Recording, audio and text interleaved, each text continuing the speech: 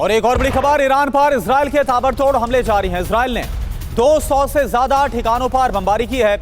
IDF ने police headquarter को निशाना बनाया। आईआरजीसी के ठिकाने पर भी बमबारी, ये देखिए आप।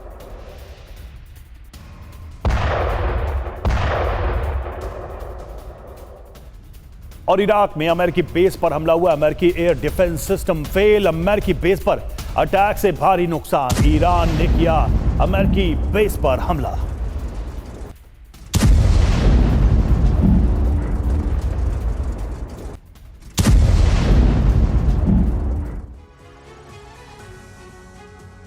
ईरान युद्ध कैसे लंबा चलेगा, इस पर सभी देशों का बयान भी देख लेते हैं। ईरान युद्ध लंबा चलेगा, दुनिया पर इसका बड़ा संकट भी है।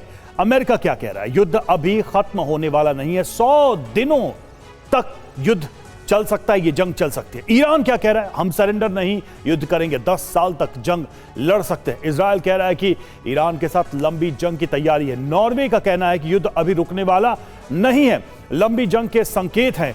तीसरे हफ्ते में युद्ध का प्रवेश, 17 दिनों से जारी है यह जंग। युद्ध में करीब 10 देश शामिल हो चुके हैं। इजरायल लगातार हमले भी कर रहा है, ईरान पीछे हटता नहीं दिख रहा है। अमेरिका लगातार हथियार भेज रहा है। तो ये सारे संकेत तो बता रहे हैं कि ये जंग लंबी चलेगी। अपना अपना सबका हिसाब है कि कितनी लंबी चलेगी।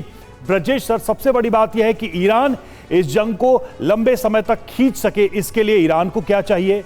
इजरायल अमेरिका बहुत लंबा ना खींच सके, इसके लिए उनको क्या चाहिए? मतलब ये ऑपोजिट जो पोल्स हैं, इनकी रिक्वायरमेंट इस वक्त 17 दिन के बाद क्या है कि एक लंबा खींच सके और दूसरा इसको जल्दी कंक्लूड कर सके। रवि, बहुत ही महत्वपूर्ण प्रश्न है।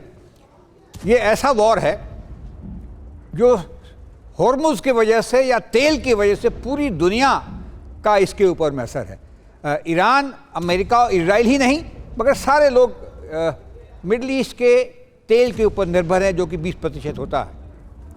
अमेरिका तो बिल्कुल चाहेगा कि जितने जल्दी से जल्दी ये वॉर ख़त्म हो उतना बढ़िया है। शायद इजराइल को उतनी जल्दी ना हो, क्योंकि इजराइल का काम अमेरिका और इजराइल मिलकर कर रहे हैं। और दूसरी बात, चूंकि ये ऑपरेशन नॉन कॉन्टैक्ट ऑपरेशंस है, ह्यूमन बीइंग के लॉसेस बहुत नेगेटिव है, बहुत कम है या बहुत मिनिमल है।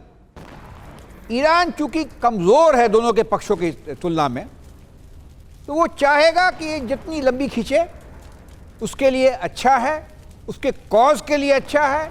जितने लोगों को परेशानी होगी दुनिया के देशों को, उतना ही प्रभाव डालने की शायद वो कोशिश करेंगे मिडल ईस्ट देशों के ऊपर में, ईरान के ऊपर, अमेरिका के ऊपर में, इजराइल के ऊपर में, कि वॉर ख़त्म हो। तो वो तो चाहेंगे लंबा खींचे। पर वो कौन है ईरान? ईरान का शासन किसके पास में है जी, ये भी बातचीत चल रही है कि यहाँ पे पावर स्ट्रगल चल रहा है। जो क्लर्जी थे उनसे लेकर के आईआरजीसी ने खमैनी के लड़के को लेकर के राजा घोषित कर दिया है। उनके हेल्थ के बारे में भी अटकल लगाई जा रही हैं। इस माहौल के अंदर कब तक चलेगा ये मुश्किल है। दूसरी बात जो कि ज़्यादा महत्वपूर्ण है, ईरान भी एक कोहेसिव शिया देश नहीं है। करीब 55 से 60% शिया हैं, 10 से 12% अज़ेरी हैं। अज़ेरिस्तान जो अज़रबैजान का इलाका नॉर्थ में है, 10% कर्ड्स हैं, या कुर्दिस्तान के नाम पे जानते हैं, जहाँ बमबारी भी की है। कुछ अरब्स हैं, साउथ वेस्टर्न एरिया के पास में, इराक के पास में अरब्स रहते हैं, जो बहुत खुशहाल है। बलूच हैं पूर्व में, कुछ ज़ोरास्ट्रियन हैं जो पारसी कहते हैं, और कुछ क्रिश्चियन हैं। तो ये जो ईरान है, ये खुद एक जो कैनवस है वो अलग अलग है।